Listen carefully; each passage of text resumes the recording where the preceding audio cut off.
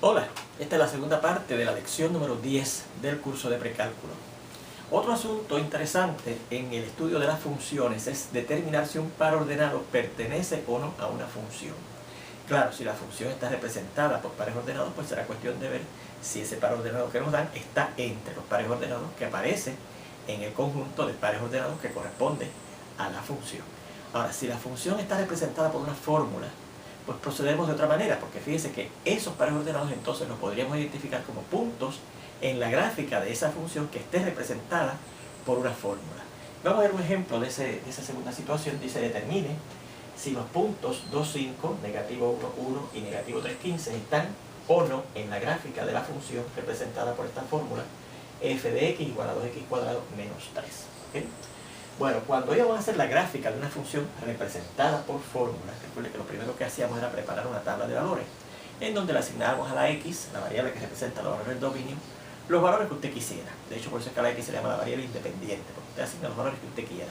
Y entonces sustituía en la fórmula y encontraba los valores de la variable dependiente, que es la que representa a los valores del alcance de la función.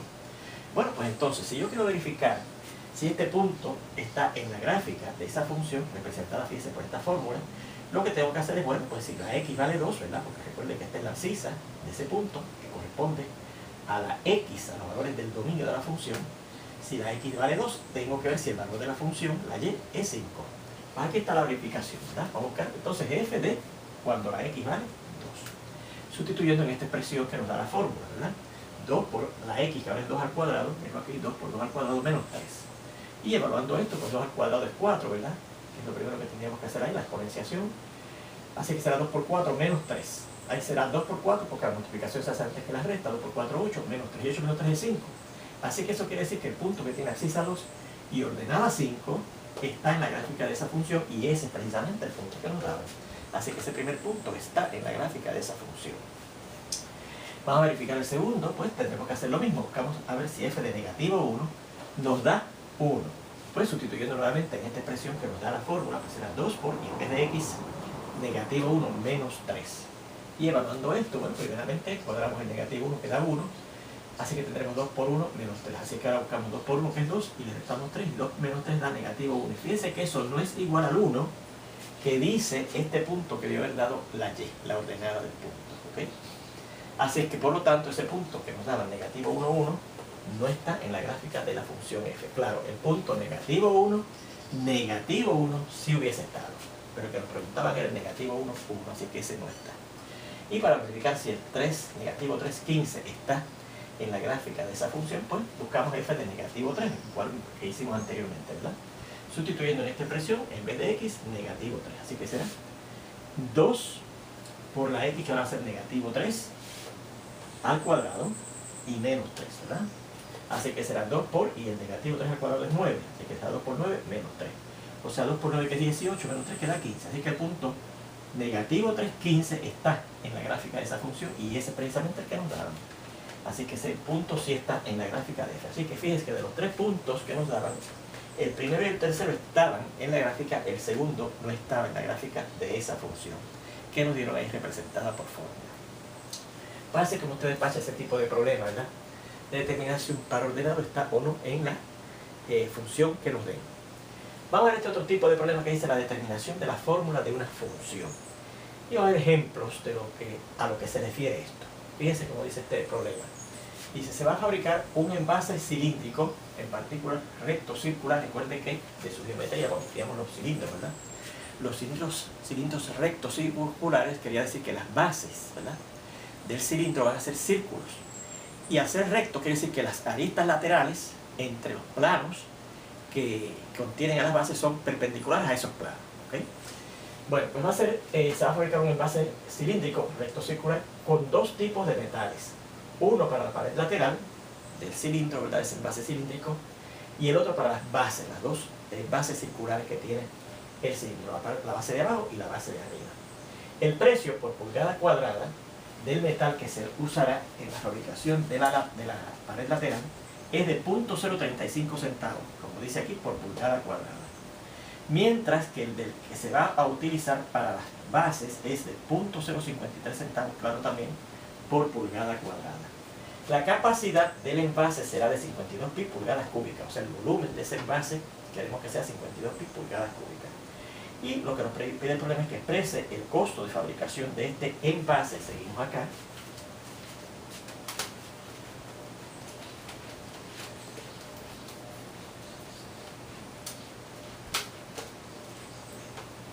De este envase como una función de su radio, donde recuerde que el radio de un cilindro recto circular, o por lo menos circular, corresponde al radio de los círculos que son sus bases. ¿Okay? Bueno, pues vamos a ver. ¿Cómo buscamos el costo? Recuerde que por álgebra elemental, ¿verdad? Unos análisis. Vamos a ver, ¿cómo voy a buscar el costo de la fabricación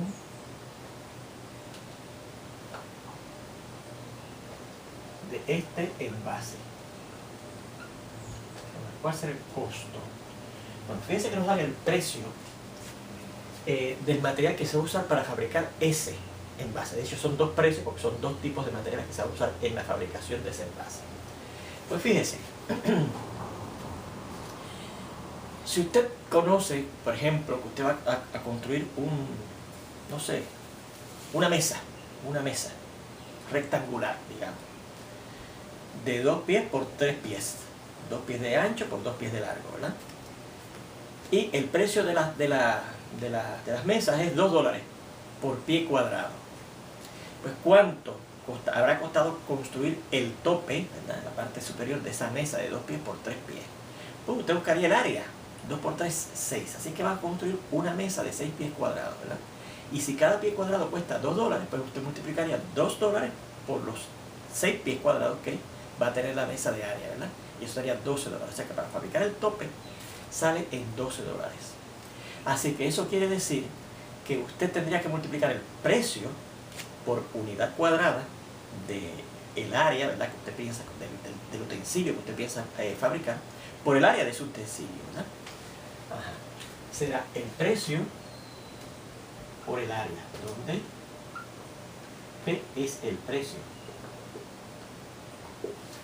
por unidad cuadrada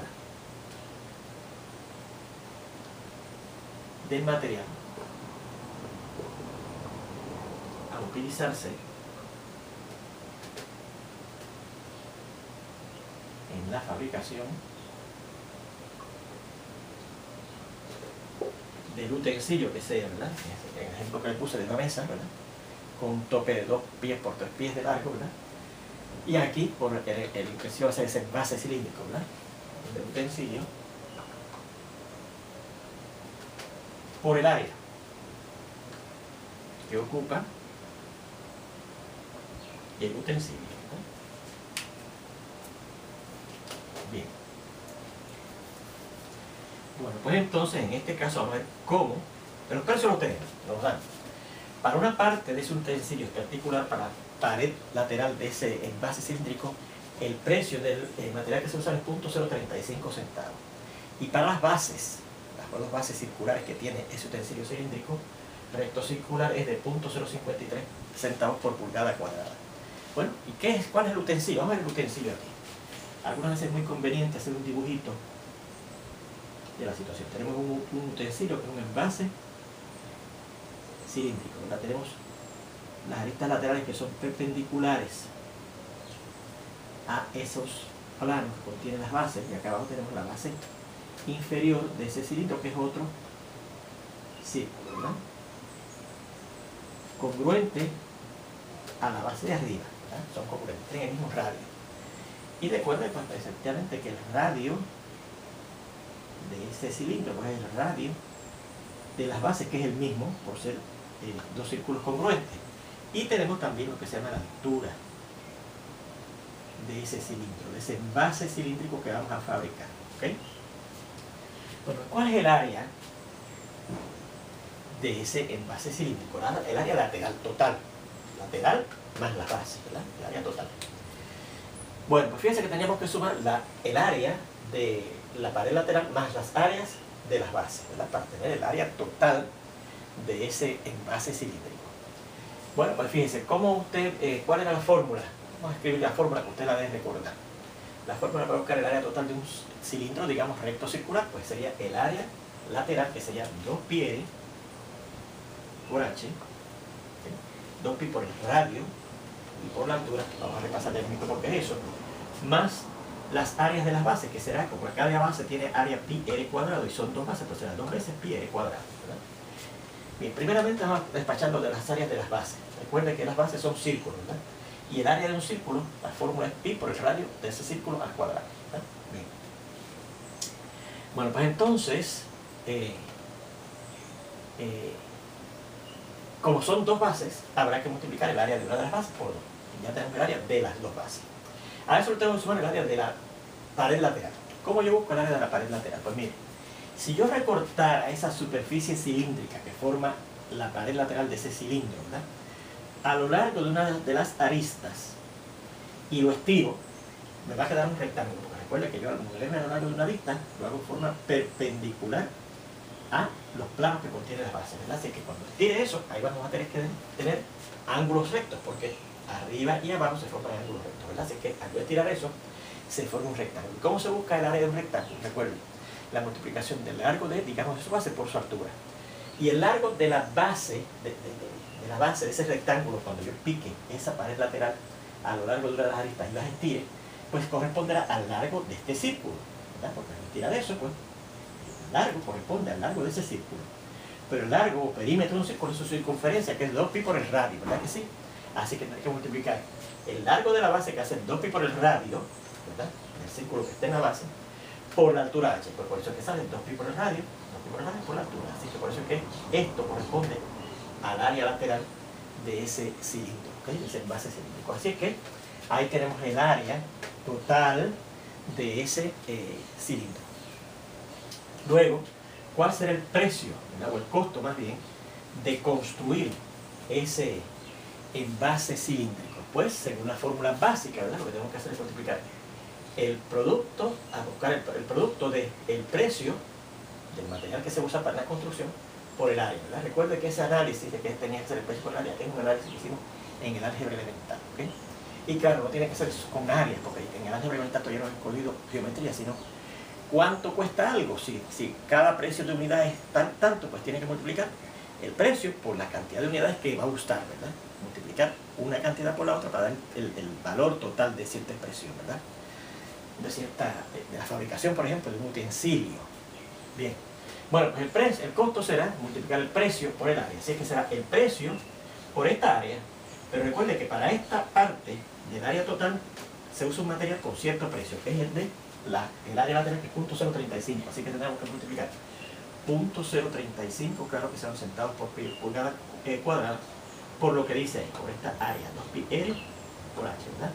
Más el precio por esta otra área, y esta otra área se va a construir con un material cuyo precio es de 0.053 centavos por pulgada cuadrada, así que será más 0.053 por lo que dice aquí, 2πr cuadrado. ¿Okay? Si simplificamos ahora esa expresión, nos queda lo siguiente, mire.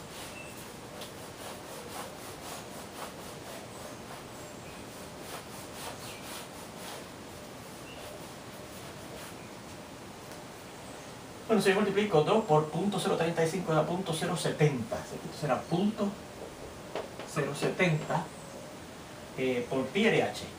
Pi RH. Es que aquí lo que hice fue asociar el 2 con el 0.035. Y aquí se asocio el 2 por el 0.053 a 0.106. Más 0.106 por lo otro, que es pi por el radio al cuadrado. Pi por el radio al cuadrado.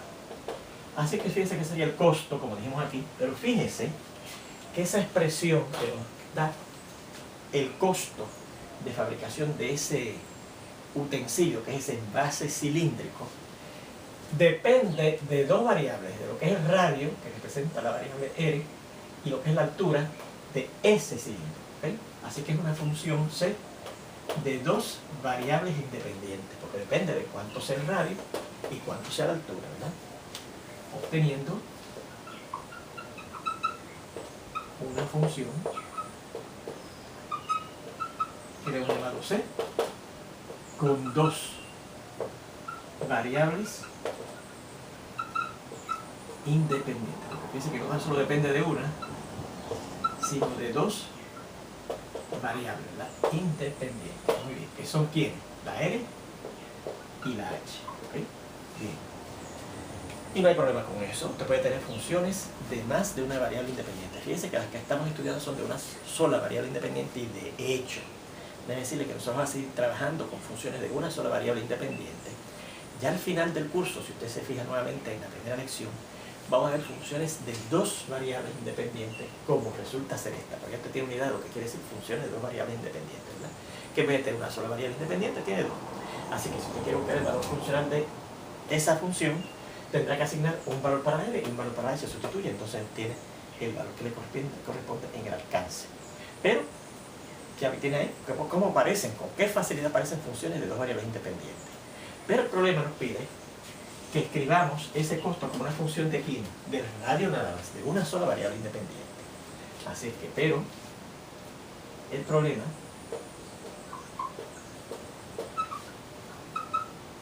nos pide que expresemos al costo, que recuerde que esa variable C, como una variable del radio,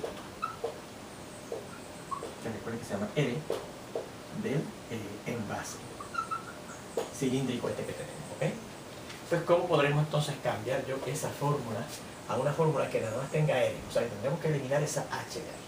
Bueno, fíjense que el problema también nos da el siguiente dato, que el volumen, la capacidad de ese envase va a ser 52 pi pulgadas cúbicas, ¿verdad que sí? El problema nos da la información de que el volumen, es decir, cuánto le cabe adentro, qué cantidad de espacio ocupa ese cilindro, ¿verdad? Es 52 pi pulgadas cúbicas, ¿verdad? De este envase cilíndrico es 52 pi pulgadas cúbicas. ¿Sí? O sea, el volumen, que recuerden también de sus cursos de geometría, que el volumen de un cilindro está dado por la fórmula pi r cuadrado por h. El área de la base, que por ser un círculo será pi por el radio cuadrado, por la altura. ¿Cuántas veces se repite a lo largo de esa altura esa área de la base, ¿verdad? El cuadrado por h. Y aquí dice que es 52 pi pulgadas cúbicas, ¿verdad? Bueno, pues ¿cómo yo de ahí puedo ayudarme para que la función del costo, ¿verdad?, quede nada más como dependiendo de la variable independiente radio? Pues fíjense que de esta ecuación yo puedo sacar fácilmente cuánto es h, y fíjense que precisamente me quedaría en términos del radio, ¿verdad que sí? Y entonces, una vez tengamos resuelta esta ecuación para la h, ¿verdad?, que es la altura, en términos del radio, pues sustituimos aquí, y como va a quedar nada más que en términos del radio, pues tenemos nada más que la función en términos del radio, ¿ok? Muy bien. Así que esta ecuación, si resolvemos esa ecuación para h, para la variable h, ¿verdad?, usándola ahora como incógnita,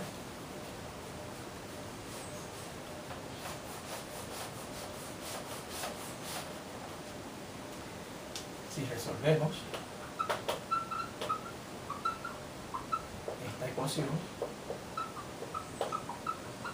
para h, vamos a ver, tendremos que pi r cuadrado por h es igual a 52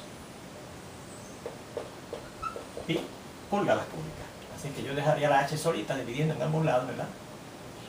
Pi r cuadrado h dividimos entre pi r cuadrado para que se vaya esto y nos quede la h sola, así que en el lado de acá 52 pi también lo tenemos que dividir entre pi r cuadrado. Así que fíjense que aquí el pi r cuadrado se cansa y nos queda que la h, la altura, será 52 pi sobre pi r cuadrado, pero el pi cancela también acá, se nos queda 52 sobre r cuadrado. ¿Okay? Así que por lo tanto, entonces, sustituyendo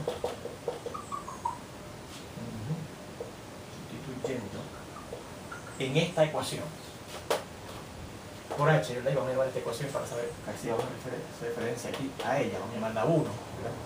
Yo digo, sustituyendo en 1, que repito, marquen esta ecuación que tenemos aquí como 1, en 1 obtenemos que el costo de fabricación de ese envase cilíndrico, ahora dependiendo nada más que del radio, será igual a 0.070 pi r por h, pero h es 52 sobre r cuadrado, ¿ok? Más, y acá tenemos 0.106 pi por el radio al cuadrado, ¿ok? Así que esto será, fíjense que aquí, esta r que está aquí, que está arriba, ¿verdad? El numerador cancela con una de las r de aquí. Así que será 52 por 0.070, y 52 por 0.070 da lo siguiente, 3.64. Así quedará arriba al multiplicar 0.070 por 52, 3.64 por este pi, ¿verdad? Que está aquí, sobre, ya abajo, fíjense que quedó r a la 1, ¿verdad? Porque teníamos r cuadrado, por eso fue una de ellas con la r que estaba aquí arriba, sobre r, ¿verdad? Más 0.106 pi por el radio al cuadrado. Y esa sería, ¿verdad?, la fórmula que nos da el costo de fabricación de ese envase cilíndrico como una función, ahora fíjense, del radio nada más, ¿verdad? Y ahí tendríamos la función que nos pedía ese problema, ¿ok? Fíjense, representada por una fórmula, ¿verdad? Vamos a hacer lo que nos dio lo mismo, 3.64 pi sobre r más punto exacto. Muy bien, ahí tenemos la fórmula que nos pedía el problema para la función del costo de fabricación de ese envase cilíndrico con función de su radio únicamente, ¿verdad? Muy bien, vamos a ver este segundo ejemplo, que dice lo siguiente. Una embarcación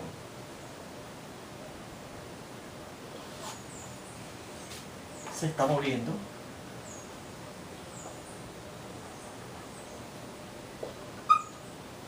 hacia el norte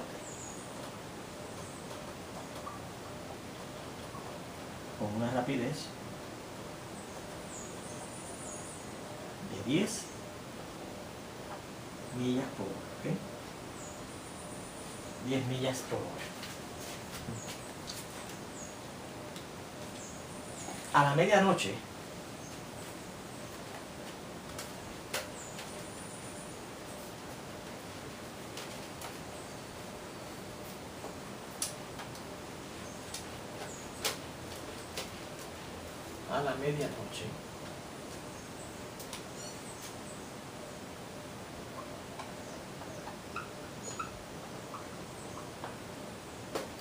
se posiciona de modo que directamente a su oeste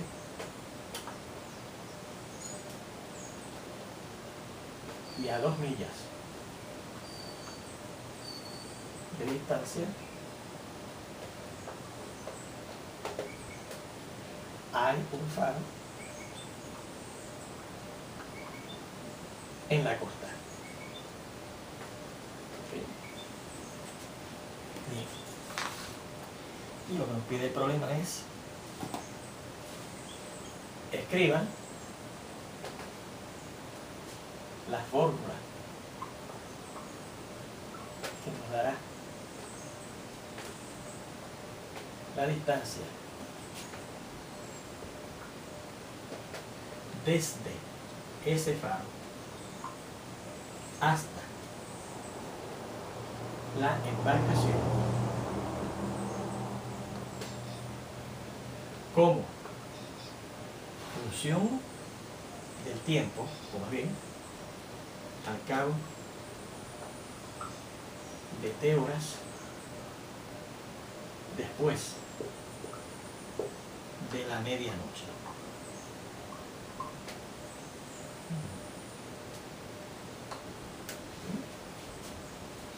Muy bien, eso es lo que nos pide el problema. Vamos a hacer un diagramita de la situación. Ahorita también hicimos un diagramita de la situación que era el envase cilíndrico del que nos hablaba el problema anterior. Ahora fíjense que yo tengo lo siguiente. Por aquí hay una embarcación que yo voy a representar, mire, con un barquito, ¿verdad?, de velas. Un barquito de velas. Que viene moviéndose directamente al norte, con una rapidez de 10 millas por hora. O sea que según pasa el tiempo en horas, la embarcación se mueve una distancia de 10 pies. Recuerde que cuando estudiamos también el álgebra elemental, más bien el álgebra intermedia, ya los problemas de movimiento, repasamos de su ciencia física que la distancia que recorre un objeto es igual a la rapidez que llega multiplicada por su tiempo, ¿verdad? El tiempo que mantiene esa rapidez. Así que la distancia que va recorriendo esa embarcación es de 10 veces el tiempo que transcurre en horas. En una hora viaja 10 por 1, 10 millas. En 2 horas viaja 10 por 2, 20 millas, etc. ¿Se fijan? Entonces dice que justo a la medianoche se coloca de manera que sea a su oeste, se localiza un faro en la costa. ¿Okay? Un faro en la costa.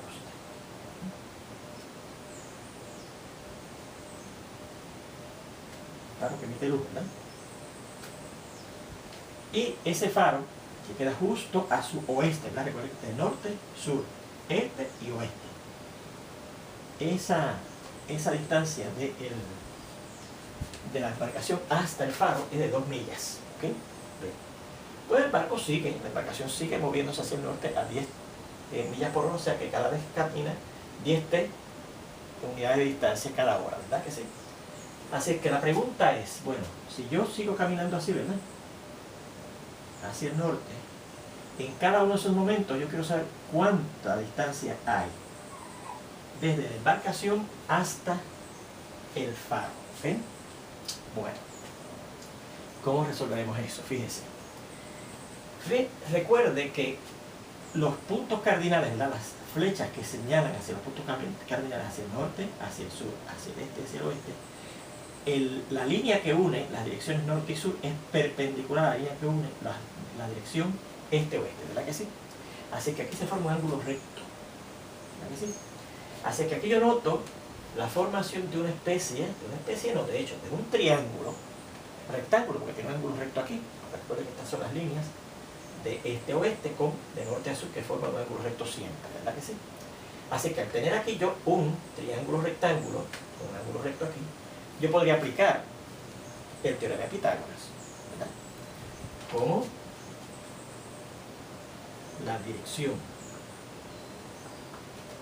de movimiento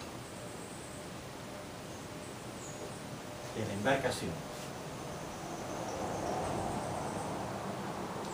que a lo largo de la flecha que señala el norte en un sistema de puntos cardinales, ¿verdad?, es perpendicular a la que marca la dirección en que se encuentra el faro a la medianoche, ¿verdad?, que es justamente hacia el oeste. Es perpendicular, seguimos acá.